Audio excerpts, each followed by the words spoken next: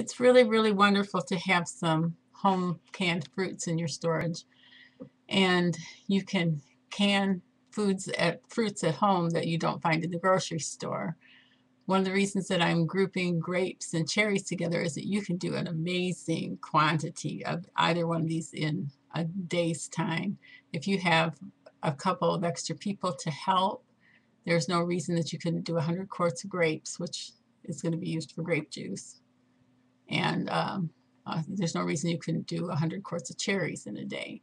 So they're super fantastic and easy to do. And we canned, I think we canned 90 some quarts of cherries in a day.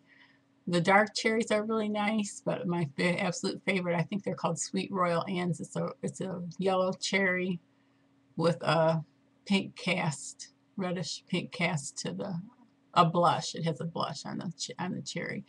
They're about the same size as the dark, what do they call them? They're not red. What do they call them? Black. The black cherries.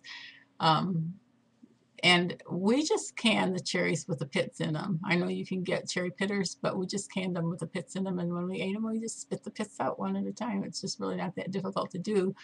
And it saves you an enormous amount of time when you're in the canning process. So really, the only thing you have to do for cherries and grapes there's two choices, so we'll go into that briefly, but the only thing you have to do is have clean jars, and I don't sterilize them. I'll put a separate video up about that because that's another topic for it needs to be covered, but I do not sterilize my jars.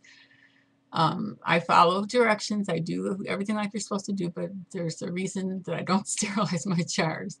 I take a clean jar and wash the cherries. I probably would scrub my sink out and put fill both sinks with warm water halfway up and put the cherries in sink number 1 and then sink number 2 to make sure you getting a good rinse on the cherries.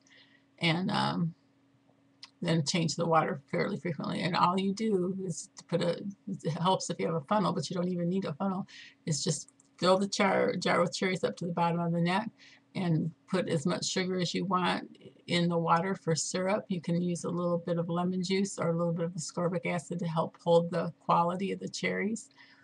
And I'll go into details later in another video, but I would fill the syrup to the bottom of the neck. Like my top finger would be the top of the jar and my thumb would be the bottom of the neck. So about yay far from the very top edge of the jar. And put the lid on and process it in a hot water bath for, I don't know how many minutes. You'd have to check the canning book because I'm guessing 35 minutes or so. It's going to be somewhere in the neighborhood of 30 minutes. And then I'll talk about, like I said, I'll talk about the canning things again later, but I would let the jars sit in the hot water after they've been turned off for a few minutes. There's a reason for that. And then put them on, take them out with a jar lifter and put them on folded towel and let them sit for 24 hours and then wash them off with soapy water and take the ring bands off and you're done. So I didn't mean to go into all the detail, but the grapes, some people put the stem right in the jar. That saves you work. I don't do that. I wash the grapes, pull them off the stem. You can do purple, any kind of grape will do, but purple Concord makes a nice juice, and the green white Niagara grapes, we did 72 quarts of those in a day years and years and years ago. But if you have kids around, it's an excellent thing for the kids to do because they can't screw it up. You know, there's no way that they can screw it up. You wash the grapes, they have a great memory. Wash the grapes and put them in the jars just like the cherries, put the syrup in just like the cherries. You don't have to use sugar, but I do. Then the same process, it's just identical, and it's going to be about the same amount of time as well, but check a canning book before you do it. And then what we did was when we got ready to use it, we just poured the grapes into a colander, and then you're supposed to be able to put quite a lot of water in, but it didn't taste good that way to me, so I would put about this much more water in the bottom of the jar and pour that over the grapes that have already been drained to get, you know, kind of get all the juice you can out of them, and push them down a little bit to squeeze the liquid out of them. And then you've got wonderful grape juice. And the Niagara is especially really nice, but you can mix the two. There's no reason you can't grow, if your climate is right for it, there's no reason you can't grow cherry trees in your yard and have hundreds of quarts of cherries.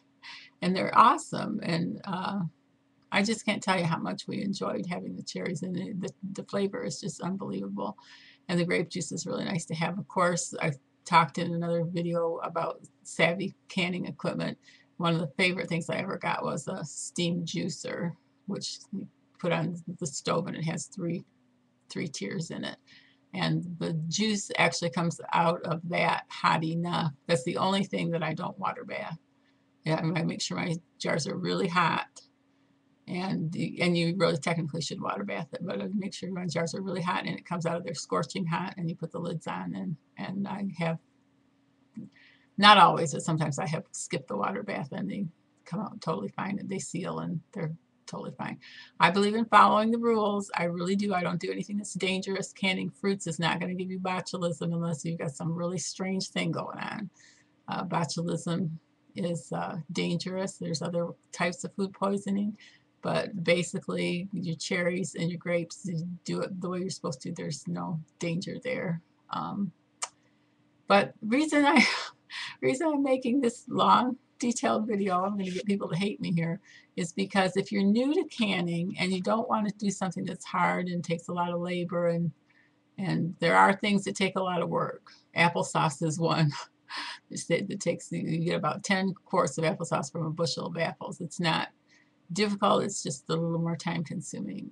Green beans take a little bit more time. You can can anything, pretty much. You can can anything.